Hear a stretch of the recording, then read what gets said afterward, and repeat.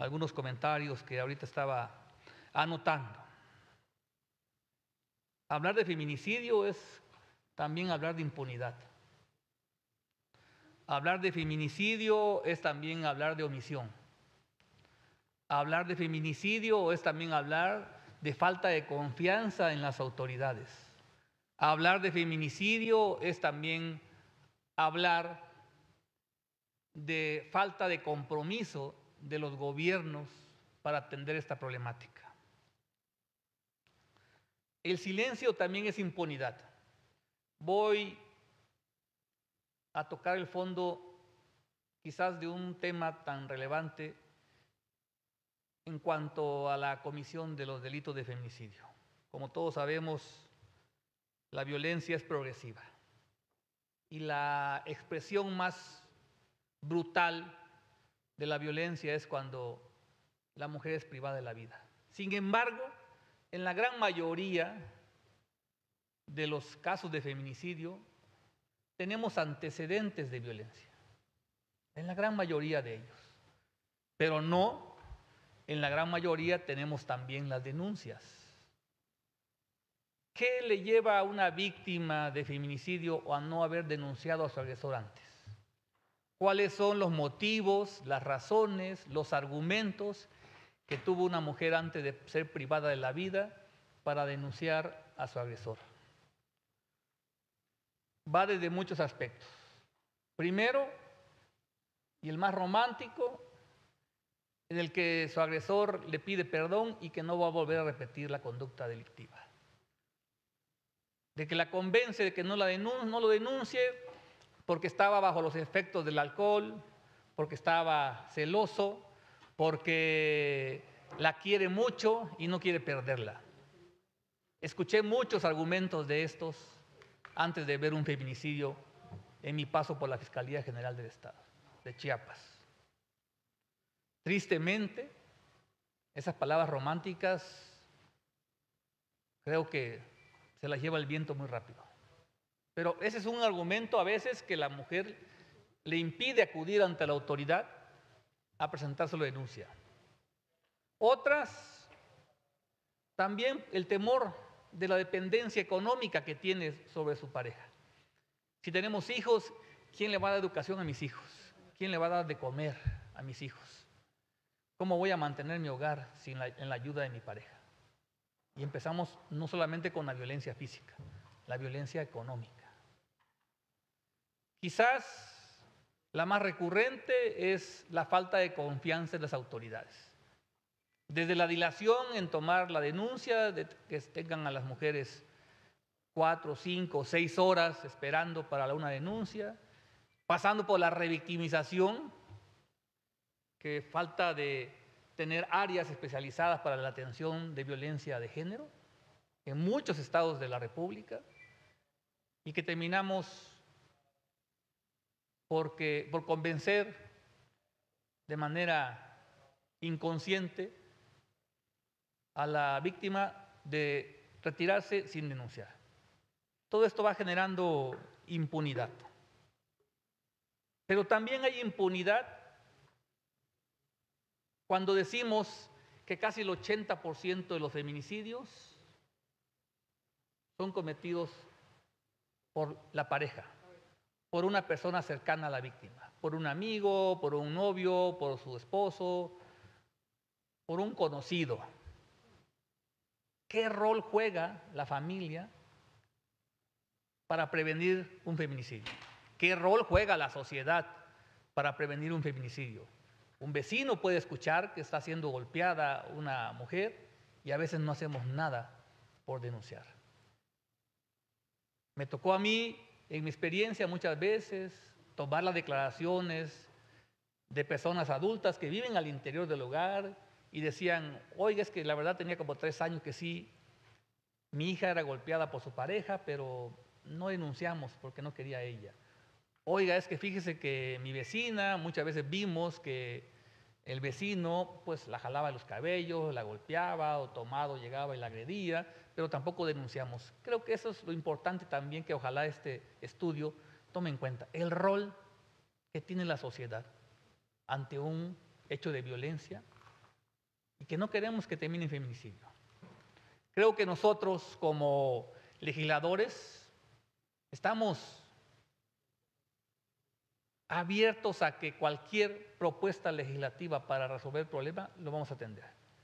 No ha habido hasta este momento una propuesta para proteger a las mujeres de las conductas violentas que no hayamos logrado el consenso de todas y de todos. Fuera de ideologías partidistas, fuera de colores, fuera de pensamientos de grupo, nos unimos todos, hombres y mujeres, tanto en la Cámara de Senadores como en la Cámara de Diputados, para decirle un ya basta a la violencia. Porque no vamos a permitir que esta ola que se ha mantenido de violencia siga afectando a las futuras generaciones. Tenemos que trabajar todas y todos. Tenemos que involucrarnos más los hombres en crear una nueva masculinidad. Que el ser hombre no significa superioridad, que el ser hombre no significa dominar a una mujer, que el ser hombre no significa poder humillar a una mujer de ninguna manera. Y hemos avanzado, sí. Hemos logrado reformas importantes que quizás prevengan muchos feminicidios. La violencia vicaria es un tema muy importante. Ya lo comentaba el senador Armenta, la violencia que se ejerce cuando de manera intencional dañan o lesionan el rostro de una mujer con ácido. Es también un sentimiento profundo de sentimiento inhumano dañar a una mujer en su rostro con alguna sustancia que le deje lesiones de por vida. Entonces, yo creo que este foro es muy importante. Tenemos mucho que hacer, senadoras, diputadas y los centros de estudio. Cuenten con la Cámara de Diputados y cuenten con la Cámara de Senadores para cerrarle la puerta a la violencia que tanto daño le hace al mundo y a México, porque este patrón de conducta violenta no solamente es exclusiva de México, es también del mundo. Y aquí es donde ocupamos realmente analizar de fondo las causas de este flagelo. Y no solamente tener las cifras, los números, ver números fríamente, es ir a fondo del problema y atenderlo desde sus raíces, para que así tengamos una generación con libertades, con plenitud, con éxito, con hermandad entre hombres y mujeres. La célula más importante de la sociedad es la familia, y creo que tenemos mucho que hacer para recobrar los valores, para recobrar la confianza, el amor, el respeto entre nosotros mismos. Empecemos allí, en casa, todas y todos, y verán que el futuro será diferente. Gracias.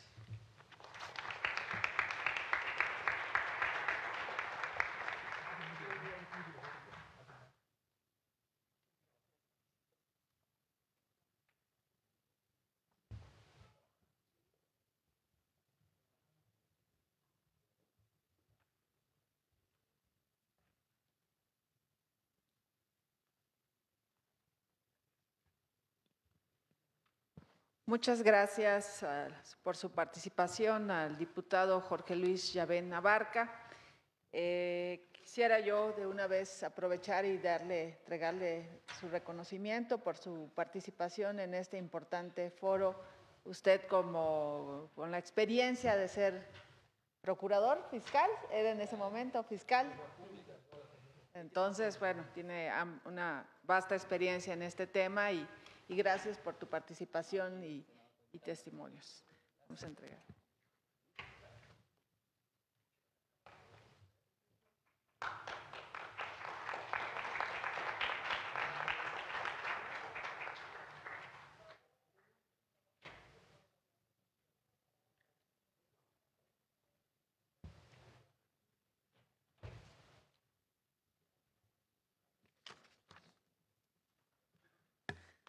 Gracias.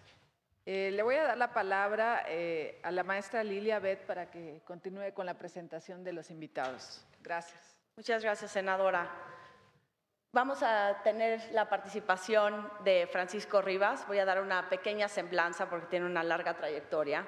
pero desde 2013 es director general del Observatorio Nacional Ciudadano y preside la Red Nacional de Observatorios de Seguridad. Autor y director de diversas publicaciones en materia de seguridad y justicia, es columnista para El Universal y en Expansión Política. Es comentarista en diversos noticiarios y programas de opinión de radio y televisión. Ha dirigido e implementado programas para el fortalecimiento institucional en fiscalías, policías y secretarías de Estado a nivel nacional e internacional. Francisco, muy bienvenido. Muchas gracias, querida Lila. Un gusto estar aquí. Quiero agradecer también a la senadora Maribel Villegas por este espacio. Muchas gracias. Me parece fundamental que en la Cámara Alta estemos discutiendo sobre uno de los fenómenos más terribles que vivimos como sociedad.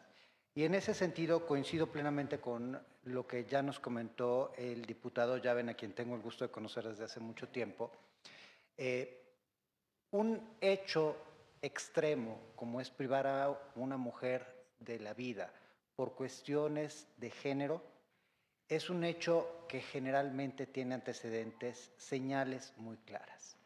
Si nosotros volteamos a ver lo que está ocurriendo en nuestro país, es sorprendente que después de la pandemia sigamos todavía en niveles altos y que siga aumentando la violencia de género de una manera tan marcada. Quienes pensamos erróneamente que una vez terminado el encierro veríamos un retorno a las condiciones previas a la pandemia, pues nos equivocamos. Y nos equivocamos porque hoy se reciben por lo menos 750 carpetas de investigación por violencia de género al día a nivel nacional. Y eso que en nuestro país la cifra negra de delitos excede el 93%, es decir, apenas se denuncian 7 de cada 100 delitos que ocurren. Eso nos habla de la inmensa cantidad de hechos violentos en contra de las mujeres, de las niñas que hoy tenemos en nuestro país. Y una violencia que se manifiesta efectivamente a través de las lesiones dolosas, pero también a través de la violencia económica, de la violencia psicológica, de la violencia sexual. Lo que va de este año ya ha roto récords en violencia familiar, pero ya ha roto récords en violencia de género. Y justamente como ya se señalaba, hoy tenemos un número de carpetas de investigación y de víctimas de feminicidio que parece menor a los que teníamos antes. Lamentablemente, los homicidios dolosos de mujeres siguen creciendo. Las desapariciones de mujeres han crecido.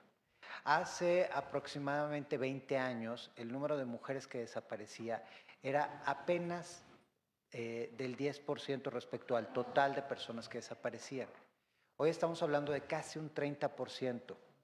Y eso pues es un cambio sustancial. Hay que preguntarnos si parte de la disminución de feminicidios está asociada a mejores políticas de prevención y reacción o si en realidad es porque no estamos clasificando adecuadamente el delito y porque no estamos buscando a esas mujeres desaparecidas. No es posible que en lo que va de la presente administración llevamos más de 43,000 personas desaparecidas y que si sumamos las personas desaparecidas en esta administración, tenemos más personas desaparecidas que los últimos 2 sexenios juntos. No es ningún logro el que haya una disminución de feminicidios. Simple y sencillamente es que hay menos investigación. Y no puede haber una adecuada investigación si no tenemos las competencias desarrolladas en las fiscalías y en las policías del país. Y de eso es responsable el Honorable Congreso de la Unión, que ha recortado de manera dramática los recursos a las fiscalías de todo el país y a las policías estatales de todo el país. Si comparamos lo que tienen ahorita con lo que tenían los sexenios anteriores, estamos hablando de un 30% menos. Hoy reciben las fiscalías y las secretarías de seguridad lo mismo que recibían en el sexenio de Fox en números absolutos, cuando hoy la situación es mucho más grave, cuando la población es mucho más grande. Y si volteamos a ver lo que ocurre a nivel municipal, las policías municipales por tercer año consecutivo tienen 0 pesos con 0 centavos. Aunado a ello, los programas sociales de prevención de la violencia están anulados. No tenemos absolutamente nada. No tenemos las estancias, no tenemos el trabajo que le permite a una mujer salir de un entorno de violencia. Y a ello debemos agregar la falta de conexión entre las distintas áreas del Estado. Si queremos prevenir, porque la única forma para erradicar este delito es previniéndolo. Entonces, si queremos prevenir la ocurrencia de los feminicidios, necesitamos trabajar con el sector salud, con el sector social, con el sector educativo, con el sector empresarial, para que se identifiquen tempranamente los casos. Es muy raro que una mujer pase de 0 a 100, es decir, que pase de una situación de no violencia a violencia extrema en poco. Generalmente es un proceso y están los signos y los síntomas ahí evidentes. Lo que pasa es que no tenemos cómo atender esos signos y esos síntomas, ni quien los pueda investigar. Lo decía el diputado, ya ven, cuando tenemos esos elementos que nos indican que una mujer está siendo violentada, ¿qué se hace? ¿Se hace algo o no se hace nada?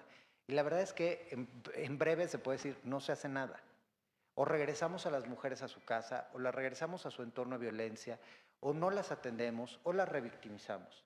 Nosotros en el Observatorio Nacional Ciudadano hemos recibido un sinfín de llamadas de ayuda por parte de mujeres a las cuales en las fiscalías del país no se les reciben las carpetas de investigación por violencia de género. Y que las empresas en donde trabajan están siendo víctimas de sextorsión, es decir, una violencia, una extorsión para que a cambio de favores sexuales les permite seguir trabajando o no las cambian a horarios difíciles o no las ponen en situaciones de mayor riesgo.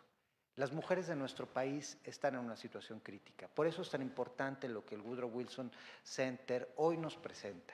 Y esto nos debe llevar a legislar, pero de nuevo, legislar sin tener la otra parte de desarrollo de políticas públicas y de recursos suficientes no sirve. Y la verdad es que hoy, si volteamos a ver, por más que perfeccionemos las normas, armonicemos las normas a nivel nacional, no hay con qué ni con quién poder ejecutarlas. El Estado tiene que ser serio en términos de una inversión progresiva, transparente y centrada en la rendición de cuentas que fortalezca las capacidades institucionales desde lo local hasta lo federal. Sin ellas no podremos avanzar y la violencia de género seguirá creciendo. Muchas gracias.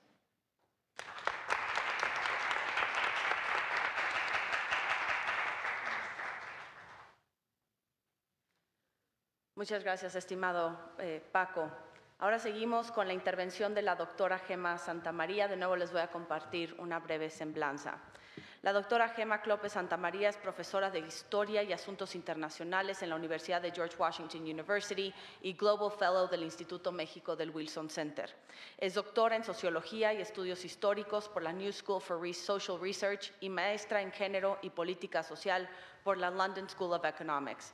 Se especializa en temas de violencia, seguridad, género y política en América Latina, con especial énfasis en México y Centroamérica. Doctora, muy bienvenida también aquí.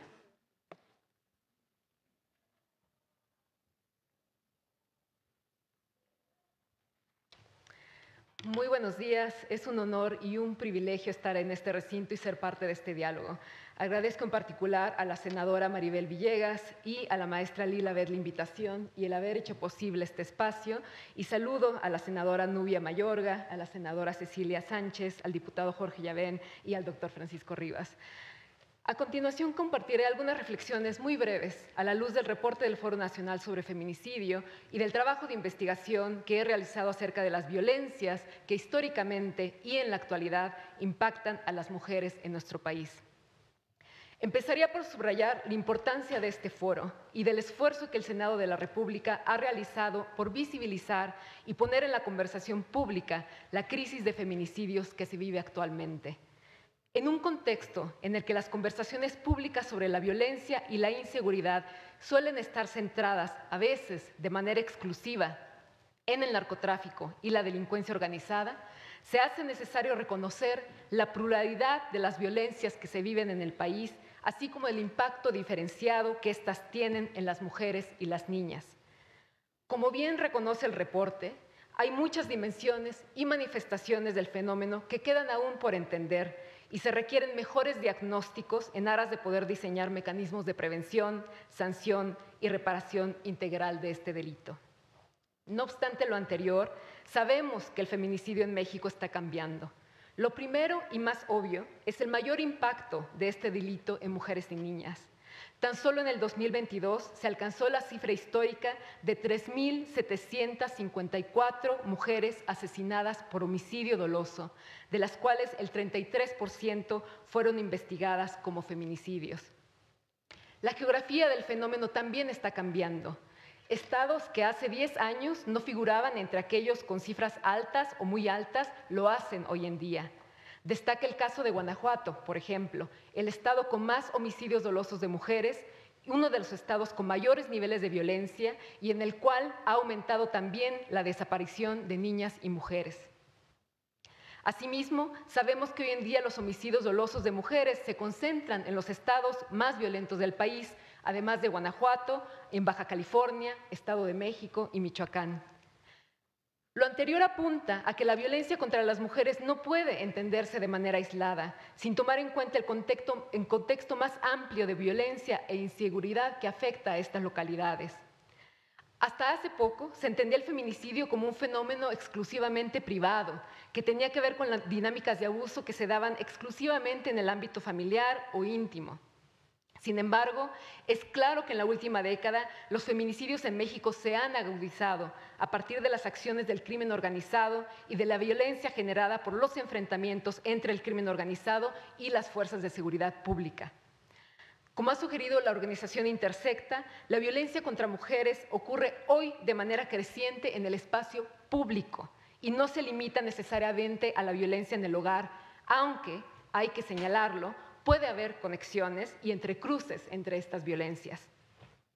De igual manera, el hecho de que el número de mujeres asesinadas con armas de fuego haya aumentado en los últimos años pone de manifiesto el impacto que la circulación y el tráfico de armas, así como las políticas centradas en respuestas militarizadas y de control territorial, han tenido en la violencia contra las mujeres. La relación entre armas de fuego y feminicidio, y entre el feminicidio y las respuestas frente al crimen organizado, revelan no solo la necesidad de recalibrar las políticas de seguridad a nivel nacional, sino también de repensar las áreas prioritarias de cooperación en materia de seguridad entre México y Estados Unidos. Sin un diagnóstico claro, es difícil, si no imposible, diseñar políticas públicas efectivas. Como señalamos mi colega Julia Zulber y yo en un artículo reciente publicado en el Wilson Center, es necesario entender y atender la relación entre feminicidios y desapariciones de mujeres y niñas. Debemos además dar cuenta del riesgo y del estigma que enfrentan las madres cuyas hijas han sido víctimas de feminicidio o desaparición y que se dan a la tarea de buscarlas y exigir justicia. Tanto el análisis legislativo como las propuestas de acción que aquí se han discutido constituyen un paso fundamental en la creación del andamiaje legal e institucional que se requiere en el país para prevenir y sancionar el feminicidio. Desde mi trabajo como académica, como mamá y como mujer comprometida con estos temas, agradezco nuevamente poder ser parte de este diálogo y celebro este esfuerzo. Muchas gracias.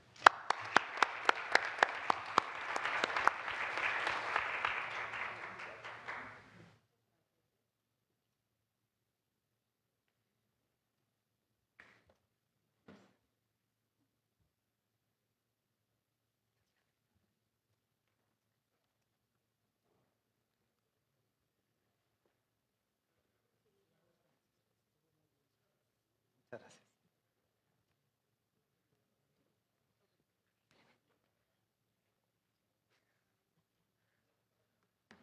Muchas gracias por su intervención a la doctora Gema Santamaría. Quisiera aprovechar de una vez entregar los reconocimientos de los participantes. Muchas gracias por su participación en este importante foro. Y a la senadora Nubia y a todos los que nos acompañan.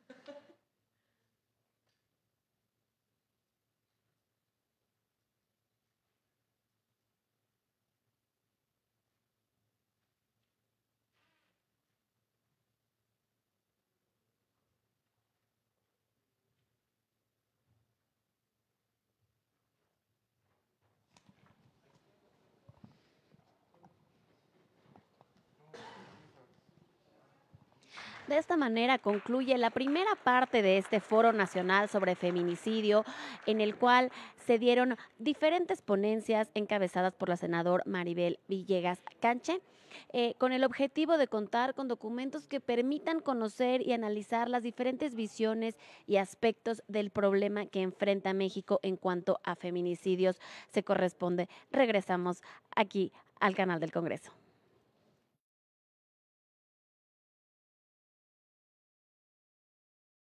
A todos los participantes nuevamente y les invitaría a pasar a los integrantes del Instituto Belisario Domínguez para que nos acompañen también, que estarán exponiendo la investigación por parte del Instituto Belisario Domínguez, aquí en el Senado de la República.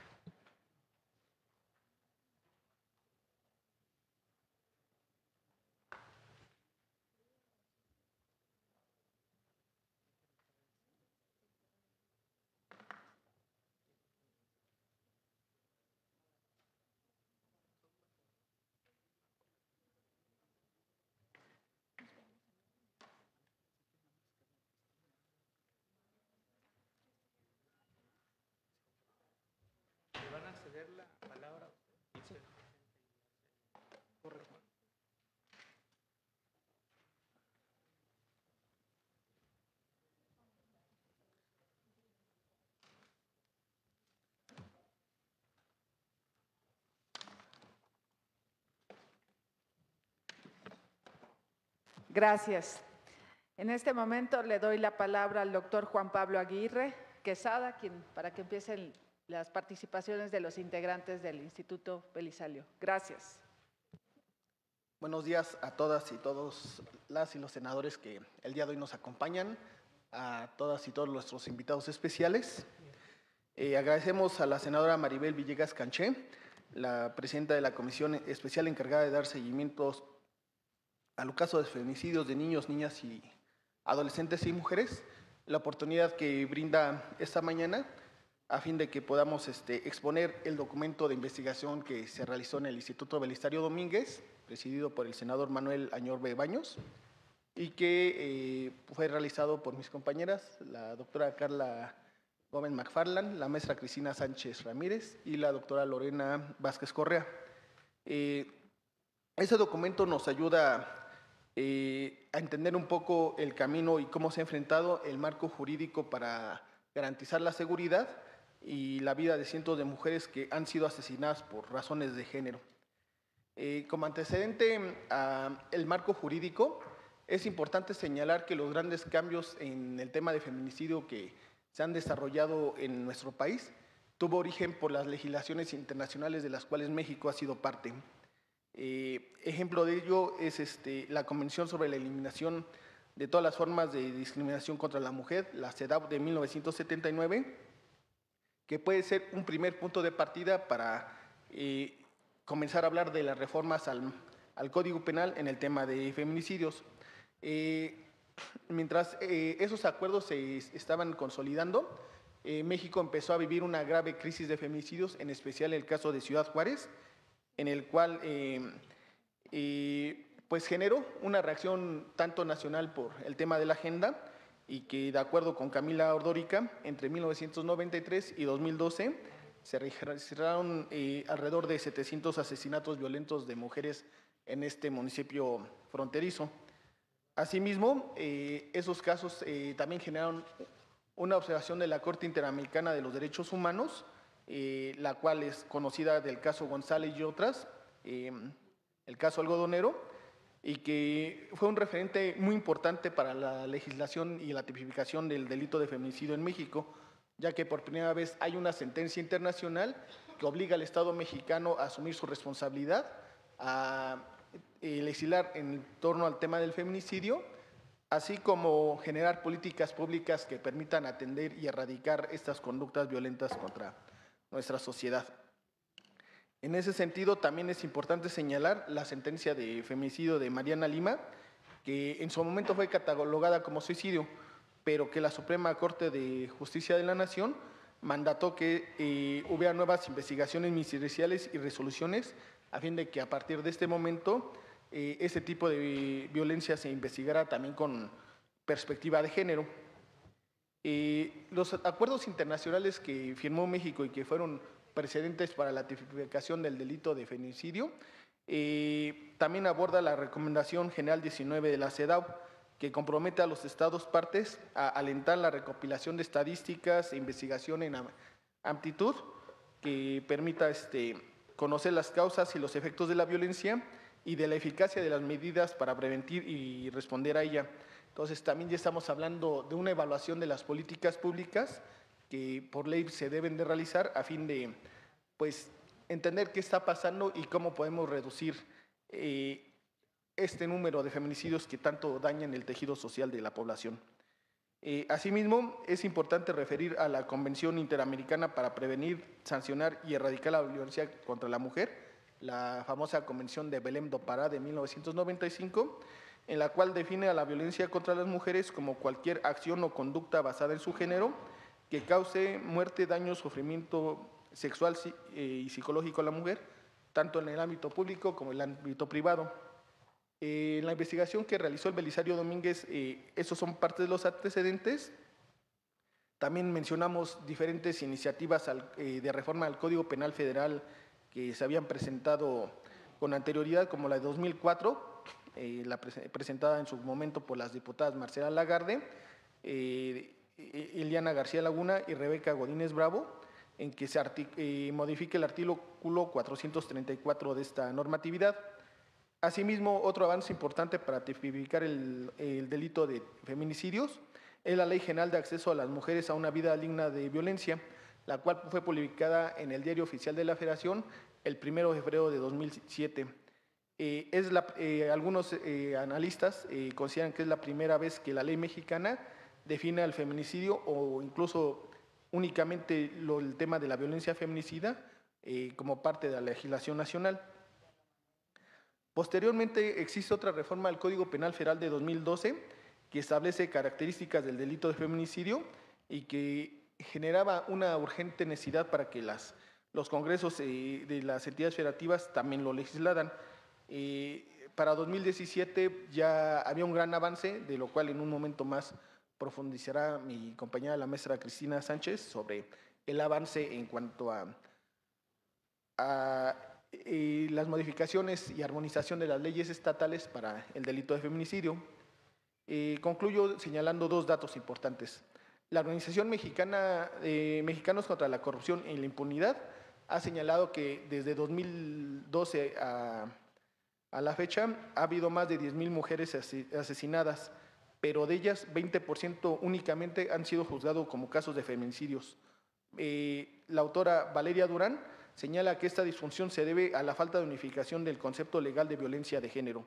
Existen, por tanto, diferentes vacíos legales de los cuales se desarrollan los vicios que han afectado la integridad y la seguridad de las mujeres en México. Por su parte, en un estudio que en su momento la senadora Mayorga presentó, también hablaba de avances importantes en la tipificación del delito de feminicidio en países como Chile, Costa Rica, El Salvador, Guatemala, Nicaragua y Perú. En México, entonces, encontrábamos que este delito ha sido ya regulado a nivel federal y en diversos estados de la República, pero que existe una gran deuda y un compromiso social para afrontar estas conductas violentas y eliminar todo tipo de violencia contra la mujer. Se daría la palabra a mi compañera, la maestra Cristina Sánchez, para que aborde la parte del avance de la tipificación en las entidades federativas. Buenas tardes, buenos días a todos. Muchas gracias, senadora Maribel, por la invitación a este foro para el feminicidio. Como ya lo comentó el doctor Aguirre, nosotros revisamos las legislaciones estatales de cómo han ido avanzando o no en el tema de feminicidio, tanto en tipificación del delito como en las razones de género.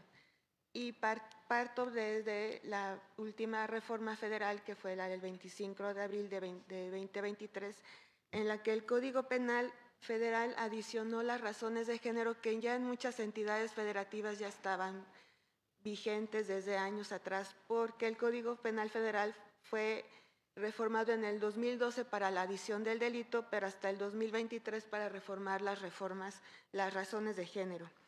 Entre los supuestos de las razones de género que se adicionaron al Código Penal Federal está la privación de la vida de una mujer cuando con una adición de agravantes, pérdida de derechos del victimario con relación a los hijos de la víctima, responsabilidad por parte de los servidores públicos que retarden o entorpezcan la procuración o administración de justicia, así como la sanción por el delito de encubrimiento en familiares o amigos que traten de ocultar al responsable de feminicidio.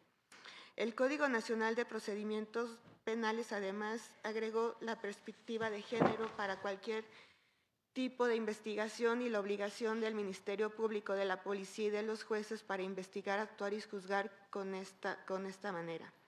En la Ley General de Víctimas, por primera vez se considera a las víctimas del feminicidio para buscar la protección que brinda esa ley y la institución. Y en la Ley General del Sistema de Seguridad Pública se agregó que en el caso de desaparición de mujeres se activan los sistemas de alerta y protocolos de acción inmediata de búsqueda y localización. Por último, en la Ley General de Acceso de las Mujeres a una Vida Libre de Violencia, se estableció la obligación de contar con Fiscalía Federal y fiscales estatales especializados en los delitos contra las mujeres, así como centros de justicia para las mujeres. Además, en esta ley se agregó los estereotipos de género como parte de una violencia institucional que realizan los servidores públicos. Siguiente, por favor.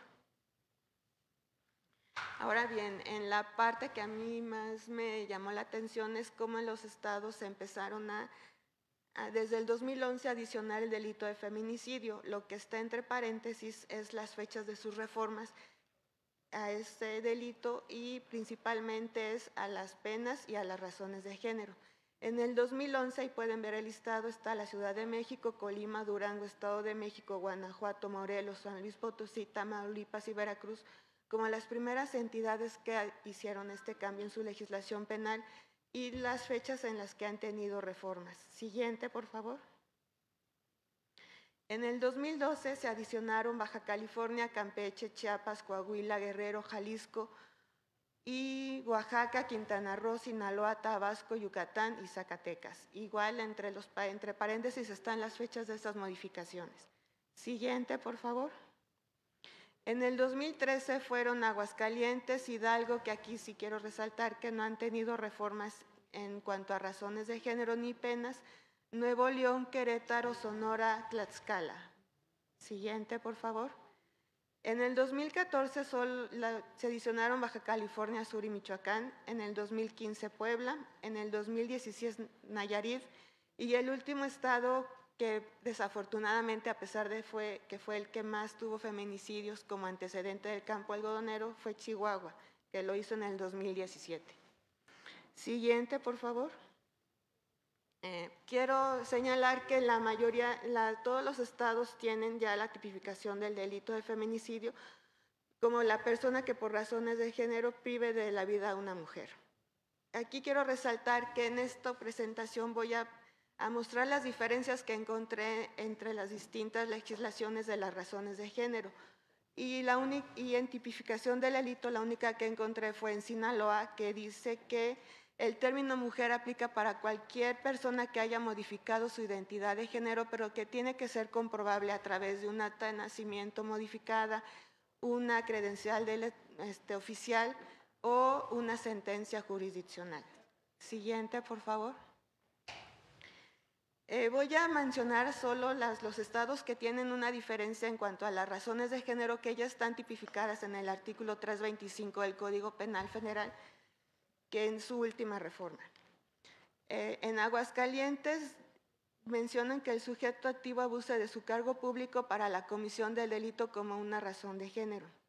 Baja California señala que además de ser exhibido, depositado o arrojado, tiene que estar además o inclusive o no en un paraje despoblado. Siguiente, por favor. La Ciudad de México menciona la sociedad de convivencia como una relación de parentesco, de consanguinidad entre las personas que son relacionadas con un feminicidio. Y también que sea una falta de comunicación para recibir auxilio por estar en un lugar habitado o porque existe un impedimento físico o material para solicitar el auxilio. Siguiente, por favor. El Estado de México también reconoce que puede ser un sujeto activo una persona conocida o desconocida sin ningún tipo de relación. Eso abre las posibilidades para poder sancionar a cualquier persona que cometa feminicidio. En Jalisco, cuando la escena del crimen se haya encontrado indicios de humillación o denigración, cuando sea por motivos de homofobia o cuando se hayan realizado actos de violencia familiar en contra de la víctima. Siguiente, por favor. En Michoacán remite a lo que señala la Ley General de Acceso a una vida, de acceso de las mujeres a una libre de violencia, cuando existe algún tipo de violencias que en esa ley se señala. También señala que la víctima puede estar, que se encuentre frente a terceros restos del cuerpo de la víctima o que por cualquier medio de comunicación sea difundido. En Nayarit existen antecedentes o indicios que haya de violencia familiar, lesiones, hostigamiento, y que también aquí lo menciono porque además de las que ya conocemos como violencias generales, es la económica, la patrimonial o psicológica, o sea, abre el aspecto a todo el tipo de violencia que ya están en la Ley de Acceso a la Vida de unas Mujeres de Violencia. También señala una relación infructuosa de tener una relación con una persona, o que se utilicen engaños con la víctima a través de redes sociales. Te llama la atención que es una de las pocas entidades que señalan a las redes sociales como una forma de violencia hacia las mujeres y que puede generar en un feminicidio. Siguiente, por favor. En Puebla establece también que puede ser el sujeto activo, la concubina, amasia o cualquier otra persona que haya tenido una relación sexual de forma estable o casual con otra persona. O sea, no lo constriñe solo a la consanguinidad o al parentesco. Siguiente, por favor. En Sinaloa, señala también la violencia de género en el ámbito político y electoral cuando por querer acceder a un cargo público. También señala lo que señalaba el senador Armenta, en Sinaloa ya lo tienen cuando se utiliza en cualquier agente tóxico que provoque lesiones en la piel de las mujeres. En Sonora también señala también la comunicación digital personal que se agrede a través de esas plataformas a las mujeres y una posible víctima de feminicidio. Siguiente, por favor. En Tabasco, señala que el uso de sustancias tóxicas para causar somnolencia o cualquier otro estado de alcoholemia para poder hacer el feminicidio. En Veracruz, que el conductor que haga el feminicidio sea el transporte de pasajeros, turismo o de cualquier otra movilidad. En Zacatecas, es también aquella persona que pueda brindar cuidados y que por alguna razón cometa feminicidio, ¿no? Es como que las más detectables que son distintas a lo que está en el Código Penal Federal y en las que se destaca también que ya mencionan medios digitales, sustancias tóxicas, conductores, servidores públicos y personas que no están de manera general en el catálogo de razones de género. Siguiente, por favor. Aquí voy a señalar, por ejemplo, los agravantes que tienen algunas entidades federativas en menores de 15 años, embarazadas, adultas mayores, mujeres con discapacidad indígenas. Ahí pueden ver cuáles son los estados que lo señalan así. No son todos, pero hacia avanzado. Siguiente, por favor. En las penas, la mayoría de la pena máxima es de 60 años y con agravantes va de 60 a 65 años. Y ahí están los estados que lo tienen. Como pueden ver, todos los estados tienen la pena máxima. Hasta aquí es por mi parte. Como pueden ver, los avances legislativos en entidades federativas han sido mucho más evolucionados y mucho más rápidos de acuerdo a la realidad que lo que se ha puesto en el Código Penal Federal. Lo que faltaría a lo mejor es partir de lo que decía el doctor Juan Pablo, de qué es una razón de género, para de ahí armonizar todo lo que sería una razón de género, y también a través de los diagnósticos y sentencias que se dicten y todo lo que se provoque para poder saber qué es lo que hace que maten a una mujer en un feminicidio. Muchas gracias.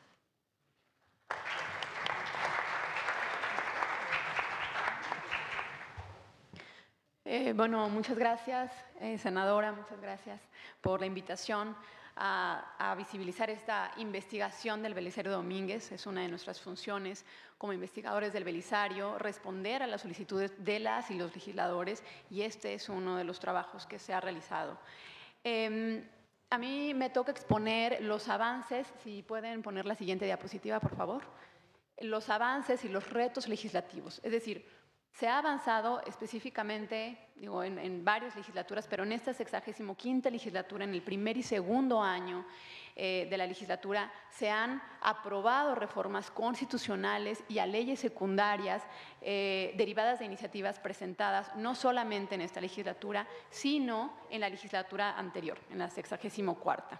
Entonces, ¿cuáles han sido los avances de estas reformas?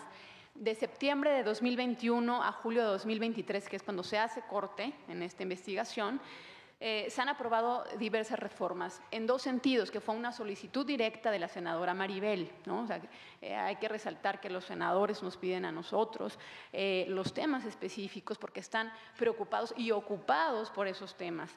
Y específicamente se solicita las reformas en dos temas. La primera, fortalecimiento de investigación, sanción y reparación del daño en los delitos de feminicidio. Y la segunda, la prevención y erradicación de la violencia contra las mujeres, que llevando esto al máximo extremo de violencia, entonces se deriva en el feminicidio. ¿Qué reformas constitucionales se han aprobado en este primer y segundo año de la 65ª legislatura? Bueno, pues la principal es la reforma al artículo 38 y 102 constitucionales respecto a la violencia, a la 3 de 3 contra la violencia. ¿Esto qué significa? Bueno, pues que ninguna persona agresora sexual, deudora de pensión alimenticia o que haya ejercido violencia familiar pueda obtener un empleo o un cargo en el servicio público, o bien ser registrada como candidata para ocupar un cargo de elección popular, lo cual fue un gran avance en este último año, en este segundo año de esta 65ª legislatura, que fue publicado en el Diario de la Federación en mayo del 2023. Entonces, esta es una reforma constitucional. Ha habido reformas también a leyes secundarias, sí, de iniciativas presentadas en esta legislatura. Siguiente, por favor. Y específicamente en el tema de feminicidio. Entonces, ¿cuál es el método que se sigue para, bueno, cómo buscan, qué iniciativas se presentaron, cuáles son los avances? Nosotros utilizamos el sistema de información legislativa de la Secretaría de Gobernación, que suele estar actualizado. Y entonces, ahí en el buscador puedes, de acuerdo a la metodología que tú tengas, en búsqueda avanzada, bueno, pues ir metiendo a lo mejor violencia contra las mujeres, feminicidio y demás, y después vas haciendo toda una clasificación para, ¿no?, ir solamente considerando el tema que te interese, y claro que tienes que entrar a leer los objetos y las iniciativas como tal. Y entonces de esto, bueno, pues se presentaron específicamente 84 iniciativas de reforma a leyes secundarias en materia de feminicidios. ¿Y cuántas de estas se han aprobado? Bueno, pues se aprobó justamente la que comentó la maestra Cristina, que ya le explicó de manera muy detallada, entonces ya no voy a adentrarme a eso. Siguiente, por favor. También hubo reformas, ¿no?, iniciativas discutidas, aprobadas, publicadas ya como reformas a leyes secundarias respecto de erradicación y prevención de la violencia contra la mujer.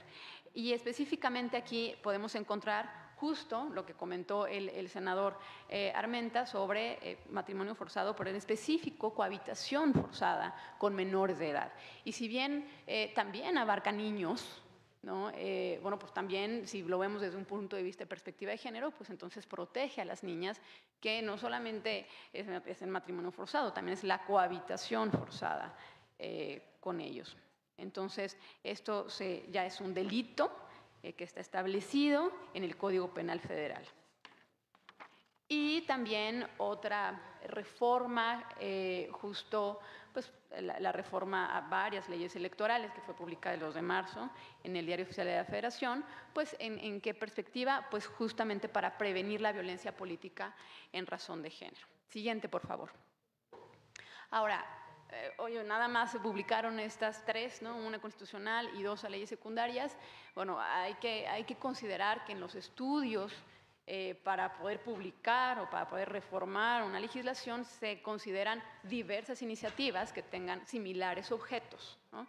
Entonces no es una iniciativa o una reforma, sino a veces son 7 iniciativas, 11 iniciativas, etcétera, que se van considerando para publicarlo. Entonces, pues se han presentado diversas iniciativas que derivan en estas reformas. Pero no solamente iniciativas, digo, en un principio se solicitó qué iniciativas han derivado en reformas presentadas en esta 65 legislatura.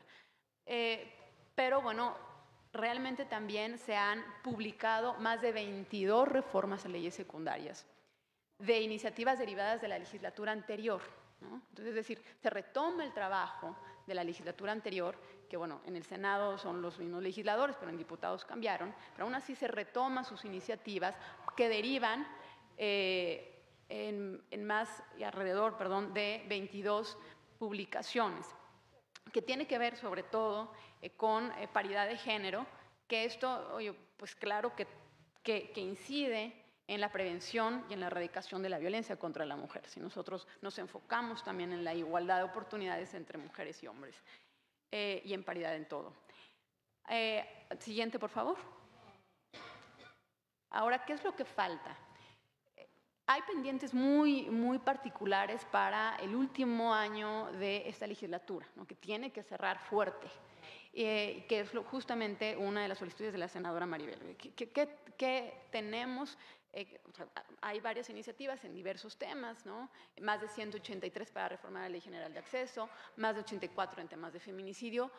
¿En qué nos enfocamos? Y justamente hay un tema que se está llevando a cabo, que es lo que se ha platicado anterior a mí en este foro, de la homologación del tipo penal de feminicidio. Y específicamente hay 2 vías que se encontraron. La primera es reformar la Constitución, específicamente el artículo 73, fracción 21ª. El artículo 73 establece las facultades del Congreso de la Unión para legislar en N cantidad de materias. Y específicamente la fracción 21ª establece los delitos que debe regular, que debe legislar el Congreso de la Unión. Y aquí hay 11 iniciativas de reforma constitucional, de las cuales 7 continúan aún el proceso legislativo, que todas estas 7 iniciativas, algunas presentadas en diputados, otra aquí en Cámara de Senadores, de hecho una por la senadora Nubia, ¿cuál es el objeto? Es darle la facultad al Congreso de la Unión para legislar en materia de feminicidio. En ese sentido, tendría que abrogarse el artículo 325 del Código Penal Federal para publicar una ley general en materia de feminicidio. Pero antes de la ley general debe reformarse la Constitución para darle la facultad al Congreso para legislar. Entonces, ese es un camino, reformar la Constitución. Pero hay otro camino, que es reformar la ley general de acceso de las mujeres a una vida libre de violencia, donde ya se establece qué es la violencia feminicida. Y hay 2 iniciativas específicamente. La primera solamente busca modificar las razones de género, quitar las razones de género del Código Penal Federal para ubicarlas en la Ley General de Acceso. Y al ser una ley general, las entidades federativas tienen que voltear a ver la ley general para poder adecuar y armonizar su norma local. Entonces, mínimo debe integrar las razones de género que se establecen en esa ley general. ¿Okay? Ahora no están obligadas, porque la materia sustantiva penal es estatal, entonces no están obligadas a, si se modifica o si se reforma el Código Penal Federal, inmediatamente tienen que reformar sus códigos, no. Pero si se reforma la ley general en la materia, tienen que voltear a ver los mínimos de esa ley general y tienen la obligación de adecuar su norma. Y esa es, entonces son 2 vías. Una, reforma constitucional que faculta al Congreso para legislar en la materia, y la otra es la reforma a las leyes secundarias, ¿no? Ley general. Una solamente de estas 2 iniciativas, entonces, es reformar razones de género, y la segunda es sí, ya incorporar el tipo penal de feminicidio en la Ley General de Acceso, abrogando el 325 del Código Penal Federal completamente y estableciéndolo en la Ley General de Acceso. Y eso es la discusión que debe estar, ¿no? Debe estar en las comisiones, en pues en el Senado, en la Cámara de Diputados también, dependiendo quién es la Cámara de origen y revisora, pero debe estar cuál es realmente la mejor vía, la más eficaz y la que constitucionalmente es correcta. Y otro tema que también está pendiente, que también ya lo comentaron, es la violencia vicaria. Y la violencia vicaria es la violencia que ejerce el agresor en contra de los menores de edad, y no solamente de los menores de edad, sino de cualquier persona que tenga una relación familiar y afectiva con la mujer a la que le quieren hacer daño. Es decir, el agresor no va y hace daño directo a la mujer en la violencia vicaria, sino que hace daño a una persona que tiene una relación muy cercana con la mujer a la que quiere hacer daño, y que suelen ser pues niñas, niños, adolescentes, los hijos, ¿no? Yo violento, agredo físicamente, psicológicamente, o lo pongo en contra a sus hijos, que a veces son hijos de ambos, con tal de hacerte daño a ti, mujer. Entonces, eso debe estar ya tipificado. Hay mucho avance ya en todas las, de hecho ya en cámaras revisoras, ya hay iniciativas que ya están, entonces solamente, bueno, falta ya la discusión final. Y bueno, esos serán los pendientes que se identificaron. Muchas gracias.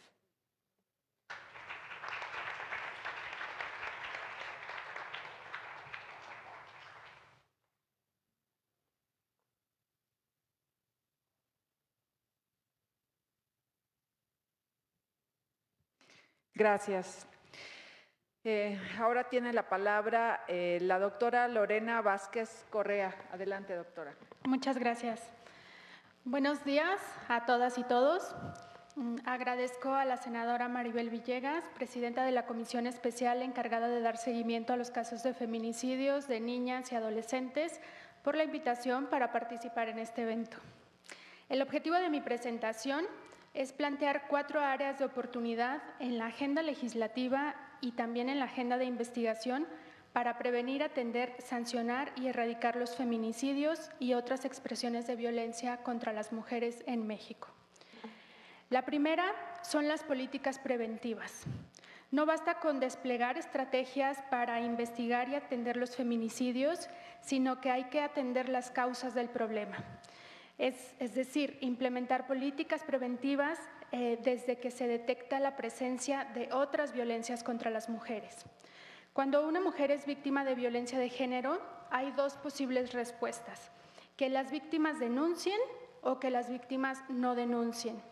¿Qué políticas se pueden implementar en cada caso? Primero, para las que no denuncian. Según la encuesta nacional sobre la dinámica de las relaciones de los hogares, 1 de cada 4 mujeres mayores de 15 años ha experimentado agresiones físicas o sexuales por parte de su pareja a lo largo de la relación. De estas, 89% que pasa por un trance de violencia no presenta una queja o denuncia ante una autoridad. 89%. Del 89% que no presentaron esa queja, 20% se quedó callada por miedo a las consecuencias y 25% porque no sabía cómo o dónde denunciar, desconfiaba de las autoridades o ignoraba que existían leyes para sancionar la violencia en el hogar. Frente a ello, las organizaciones de apoyo a las víctimas han propuesto diseñar e implementar estrategias desde la educación básica, que tengan como objetivo educar para la igualdad en ambientes libres de violencia, tanto en el espacio público como en el privado, que informen a las mujeres sobre sus derechos, que la violencia familiar no es normal, pero también que atiendan y combatan las masculinidades hegemónicas y conductas violentas que permean en la sociedad. Ahora bien, para las que denuncian violencias previas, en el caso del 11% de las mujeres que denuncian y piden ayuda, se ha identificado que cuando una mujer denuncia es porque ya está en riesgo su vida. En los casos donde hay denuncias, diversas organizaciones de la sociedad civil han señalado que es relevante fortalecer el entramado institucional que atiende a las víctimas de violencia, por ejemplo, las fiscalías, así como dotarlas de presupuesto programado, unidades especiales de investigación de feminicidios y recursos humanos especializados para atender, prevenir y garantizar la integridad de las mujeres y el acceso a la justicia, donde el único indicador de eficiencia sea la judicialización de los casos y las sentencias condenatorias, a fin de combatir la impunidad del delito. Este elemento es importante en un contexto donde las fiscalías locales no han sido dotadas de los recursos suficientes para realizar actividades de investigación de los delitos. Incluso desde el diseño institucional sobre cómo las fiscalías reciben recursos, tenemos que los fiscales son designados y removidos por los gobernadores y todas las fiscalías dependen del mandatario estatal para negociar la entrega de recursos del Fondo de Aportaciones para la Seguridad Pública. 4 fiscalías dependen directamente del titular del Ejecutivo Estatal en Campeche, Chihuahua, Durango y Yucatán. Y en materia presupuestal, 4 fiscalías no tienen autonomía: Nayarit, Guanajuato, Tabasco y Jalisco. De acuerdo con la investigación analizando el problema del feminicidio en México del Wilson Center, los estados que cuentan con fiscales especiales para la investigación de feminicidios son más propensos a clasificar los homicidios de mujeres como feminicidios. Incluso la designación de un o una fiscal especial para delitos de género aumenta en 50% la investigación de casos de feminicidio. Esto es importante porque actualmente solo 19 entidades federativas cuentan con una fiscalía especial encargada específicamente de investigar feminicidios y delitos contra las mujeres. Tercer elemento, la perspectiva de género en las fiscalías. Una política sobre la atención e investigación de los delitos tiene que ver con la importancia de que las personas que están al frente de las instituciones tengan internalizada la perspectiva de género, porque de otra manera es muy difícil transmitirla a la estructura de las fiscalías, incluidos los primeros respondientes. De acuerdo con la titular de la Fiscalía Especializada de Delitos de Violencia contra la Trata de Mujeres, la FEVIMTRA, la titular se llama Leticia Catalina Soto Acosta, en octubre de 2002 señaló que apenas había 7 fiscales de justicia en México, 7 mujeres fiscales de justicia en México, y ese era el número más grande de mujeres en dicho cargo simultáneamente que ha tenido el país. Este testimonio de la fiscal apoya el planteamiento de que nombrar a mujeres para que encabecen las fiscalías especiales para feminicidios podría ser una manera accesible y eficaz para implementar una perspectiva de género en las investigaciones de los homicidios de mujeres y de los feminicidios, en instituciones como las fiscalías que se caracterizan por tener una cultura machista muy marcada. Tercera, la transparencia sobre el trabajo que hacen las fiscalías. En el Foro Nacional sobre Feminicidios, varias ponentes enfatizaron la importancia de crear más y mejores datos sobre los delitos de género, pero también sobre las acciones que las instituciones están llevando a cabo en esta materia. Esto con la finalidad de crear mejores diagnósticos, identificar áreas de oportunidad y, por tanto, para implementar políticas más eficaces. Por ejemplo, la fiscal Leticia Soto Acosta señaló que la FEVIMTRA tuvo una efectividad de 92% en la obtención de sentencias condenatorias y que tuvo 100% de efectividad en la obtención de autos de vinculación a proceso. Esta información es muy relevante, pero no está disponible para el público en las páginas oficiales. Si ustedes entran al sitio oficial de FEVIMTRA, encontrarán que el dato más reciente de incidencia delictiva de violencia contra las mujeres derivada de indagatorias iniciadas es de abril de 2022. Es decir, en términos de transparencia, esto deja mucho que desear si comparamos a la Fiscalía con otras instituciones autónomas como el Instituto Nacional Electoral, en donde tenemos acceso a la información que discutirán las y los consejeros antes de que se reúnan, y todo ello para que las personas tengamos herramientas para saber qué están discutiendo y qué están aprobando. Y finalmente, ¿qué hacemos con los feminicidios catalogados como suicidios? Es necesario hablar, documentar, investigar y analizar el tema de los feminicidios que han sido catalogados como suicidios. Por ejemplo, el caso de Mariana Lima. A pesar de que desde 2015 la Suprema Corte de Justicia de la Nación determinó que toda muerte violenta de las mujeres debe ser investigada como feminicidio, todavía hay desafíos en este campo. Por ejemplo, de acuerdo con la titular de la Fiscalía Especializada para la Investigación del Delito de Feminicidio en Ciudad de México, 63% de los casos de feminicidios ocurridos en 2018 fueron catalogados inicialmente como suicidios por parte de la Procuraduría General de Justicia. Por todo ello, finalizo mi participación señalando que las políticas preventivas, la paridad en las fiscalías, los feminicidios, suicidios y el diseño institucional sobre cómo las fiscalías van a tener acceso a recursos para la investigación de los homicidios de mujeres son 3 puntos de la agenda que el Poder Legislativo no puede postergar. Muchas gracias.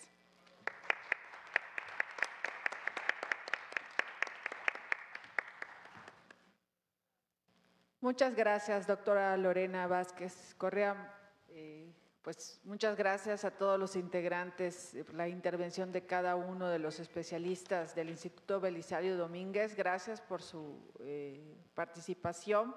Y también quiero aprovechar, en este momento estaremos entregándoles los reconocimientos. La verdad es que nos dan datos muy duros, reales, y creo que esto será de gran ayuda para nuestra labor legislativa.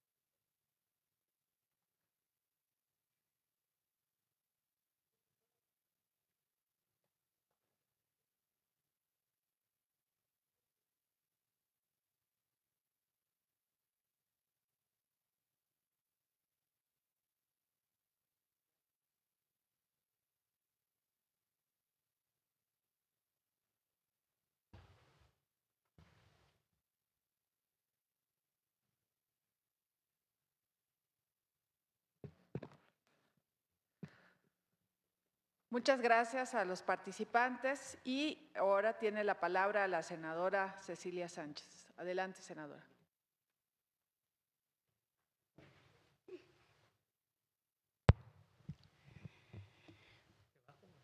Sí, está bien. Buenos días a todos. Agradezco la oportunidad de participar en este foro nacional de feminicidio, visiones y soluciones. Hemos escuchado cómo la violencia contra las mujeres no cesa. Saber cuántas mujeres mueren cada día duele. Cuántas familias quedan destrozadas. Cuántos padres e hijos llorarán la falta de la madre, de la hija, de la hermana, de la pareja. Nuestra tarea es seguir buscando soluciones para combatir y erradicar la violencia contra las mujeres. Necesitamos adoptar nuevas medidas que salvaguarden su integridad física, emocional, económica, estudiantil. En suma, que las mujeres podamos vivir una vida libre de violencia. Requerimos fortalecer la coordinación de nuestras autoridades, así como su capacitación y sensibilización, que no es cualquier tema, son vidas humanas las que a diario se encuentran en riesgo por el simple hecho de ser mujeres, y esto ya no debería estar pasando. Necesitamos políticas públicas de prevención que ataquen el problema desde su origen, cambiar esta mentalidad machista. La falta de castigos en la comisión de este delito es uno de los principales problemas a los que nos enfrentamos, pues es sabido que efectivamente asesinan a mujeres, pero no hay detenidos, o bien que la investigación no ha concluido, incluso que la carpeta de investigación fue mal integrada. Aquí la necesidad de capacitar a nuestros ministerios públicos, policías y peritos. Hablamos de prisión y penas más severas para el sujeto que cometa un delito de feminicidio.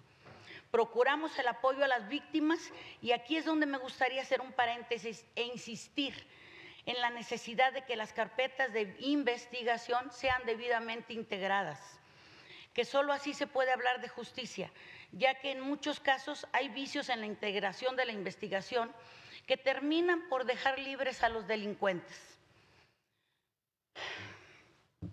En este sentido, se deben fincar responsabilidades para quienes integran estas carpetas, ya que se debe actuar con imparcialidad, sin injerencias y siempre apegados a derecho.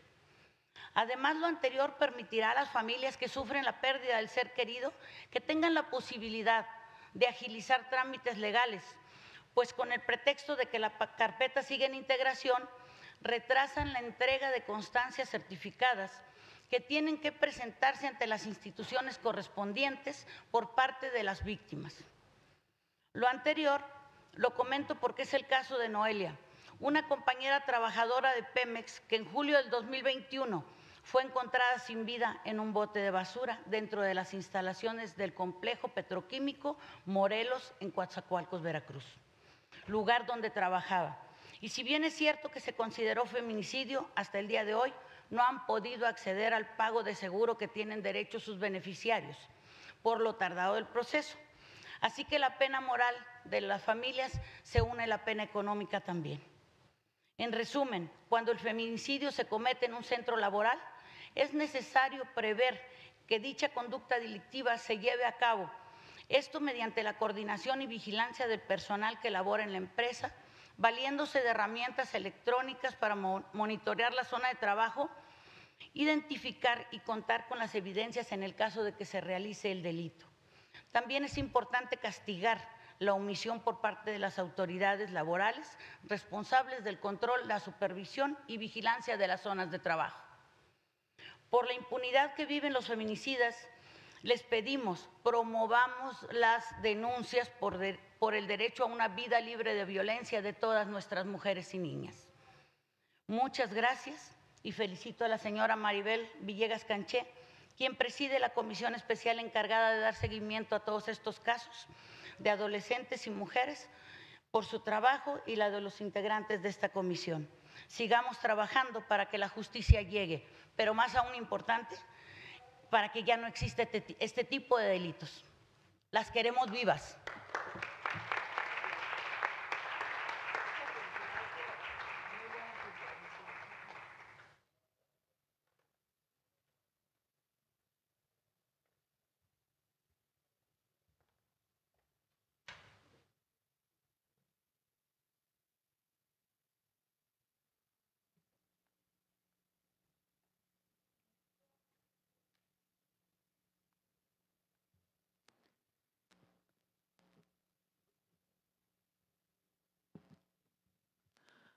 Muchas gracias, senadora Cecilia Sánchez, por tu participación.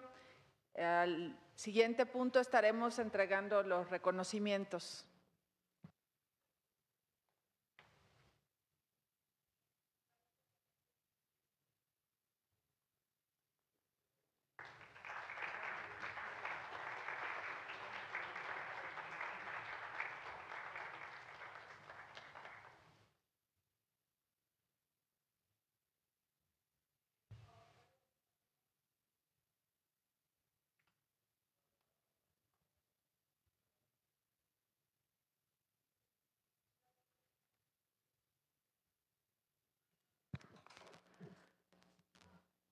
Es así como llegamos al cierre de este importante foro. Agradezco a cada uno de nuestros ponentes por su tiempo y dedicación y a quienes nos acompañaron como audiencia.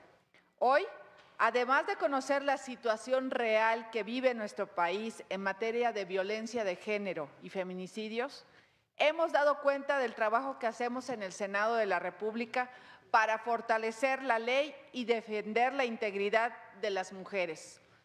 Nuestra lucha es la lucha de todas y no nos vamos a detener. Los reportes que presentamos el día de hoy y que se encuentran publicados en la página de la Comisión y del Instituto de México de Wilson Center nos debe de servir como un llamado a la acción, una invitación para que hagamos nuestra parte y logremos el cambio que necesitamos. No podemos permitir que se pierdan más vidas de inocentes que no pudieron alzar la voz ni encontraron justicia. La prevención de la violencia y los feminicidios no son temas que se puedan abordar de manera aislada. Requieren del esfuerzo conjunto de todos los sectores de la sociedad, desde la familia, la comunidad, hasta las instituciones gubernamentales y las organizaciones civiles. Debemos promover una cultura de respeto, igualdad y tolerancia, educar desde la infancia en valores que promuevan la no violencia y la convivencia armónica entre hombres y mujeres, construir relaciones basadas en el amor y el apoyo mutuo, en donde todas las personas, sin importar su género, puedan desarrollarse plenamente. En nombre de todos los organizadores, quiero expresar mi más sincero agradecimiento a cada uno de ustedes por acompañarnos el día de hoy. Cada una de las ideas que aquí planteamos seguirán nutriendo nuestra agenda legislativa para seguir trabajando en leyes y políticas públicas que protejan a nuestra niñez y mujeres, promoviendo su seguridad y empoderamiento. Quiero concluir reafirmando el compromiso inquebrantable que tenemos en la lucha contra la violencia de género y los feminicidios. Cada una de las acciones que emprendamos desde este momento marcarán la diferencia en la vida de millones de mujeres en México. Sigamos adelante en esta noble causa para cambiar la realidad de las mujeres y construir un México más seguro, más justo e igualitario para todas y todos. Muchas gracias y muy buenas tardes.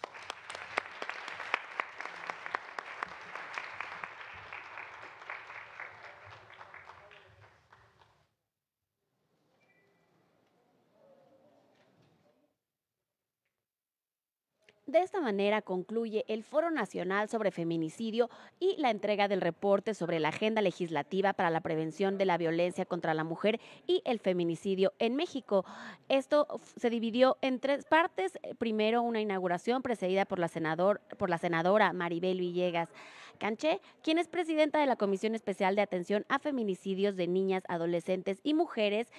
Después hubo un conversatorio con expertos, legisladores como el senador Alejandro Armenta y la senadora Nubia Mayorga, y posteriormente una intervención de miembros del Instituto Belisario Domínguez, con el objetivo de hablar acerca del problema del feminicidio en nuestro país, dar estadísticas y contar con documentos que permitan conocer y analizar las diferentes visiones y aspectos del problema de los feminicidios en nuestro país. Muchísimas gracias por seguir con nosotros. Aquí recuerde que estamos a través de nuestra señal 45.2, además de nuestras plataformas digitales que están siempre disponibles para usted. Yo soy Jimena Cardona y me encuentras aquí en el canal del Congreso.